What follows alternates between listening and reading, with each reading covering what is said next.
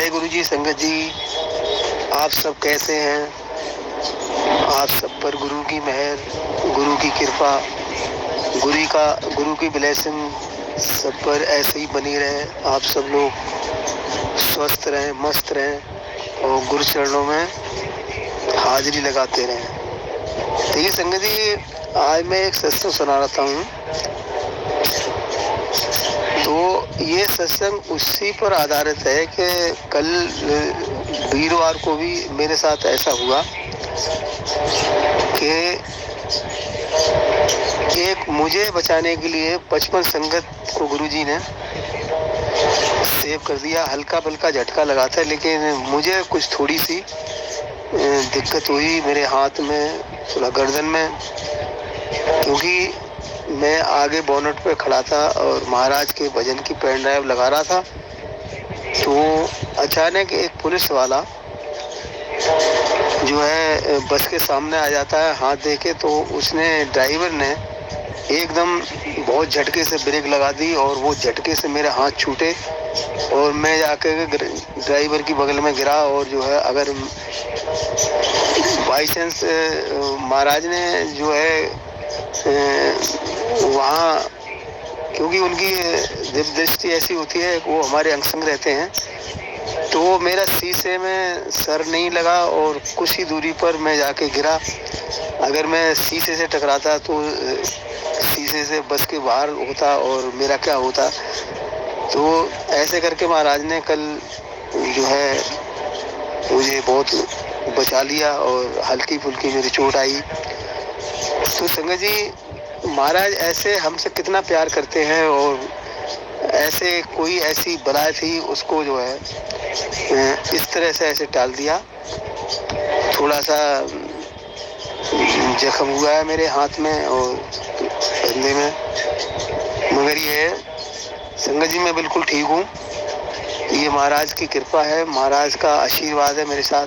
क्योंकि आप लोगों से जो बहुत प्यार मुझे मिलता है, क्योंकि मुझे दरबार से जुड़े हुए 10-12 साल हो गई।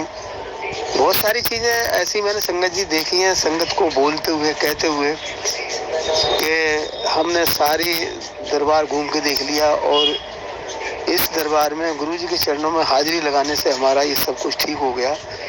तो ये संगत जी सच्चा दरबार है, भगवान का दरबार है। आज की संगत जो है गुरु जी को भगवान मानती है और भगवान है वो। तो इसी पर ये मेरा सत्संग था। तो मैं बिल्कुल ठीक हूँ। छोटी मोटी आज वैसे मैंने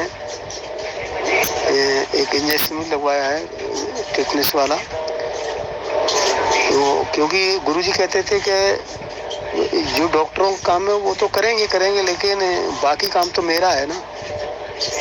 तो इसी पर आधारित दूसरा सत्संग मेरा संगत ये जी है कि एक बार नरेंद्र अंकल जो है बाहर की यात्रा पर उन्होंने जाना था, लेकिन जिस हवाई जहाज में वो यात्रा करने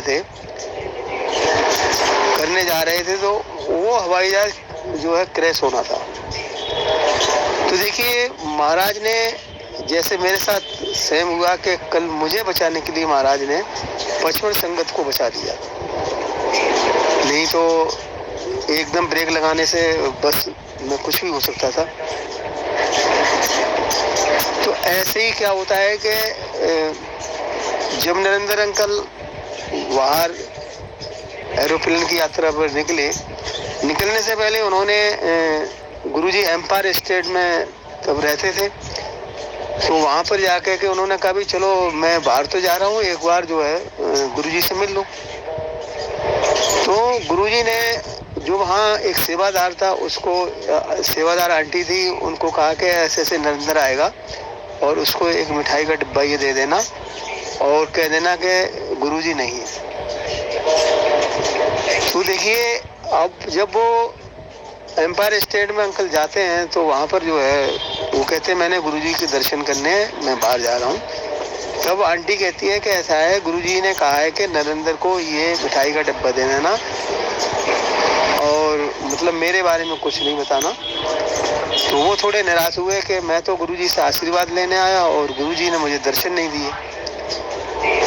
तो इस जिस तरह से वो वहाँ से जब अपनी यात्रा पर जाते हैं तो वहाँ जो जिस हवाई जहाज में जाना था तो उसका इंजन ही फेल हो गया और वो किसी दूसरे हवाई जहाज जो वहाँ पर उसकी सेवा लगी तो वो यात्रा पर गए और यात्रा से जब वापस आए लौट करके तब देखिए तब महाराज ने उनको बताया कि नरेंद्र, वो गुरुजी से प्रश्न करने लगे कि महाराज मैं आपको दर्शन करने आए तो आपने दर्शन नहीं दिए। तब महाराज ने बताया कि ऐसा है कि नरेंद्र, अगर मैं दर्शन दे देता तो तेरे एक को बचाने के लिए मुझे 250 से संगत जो बचाने पड़ी, 250 से जाने जो है बचाई, क्योंकि वो हवाई जहाज क्रैश हो जाना था।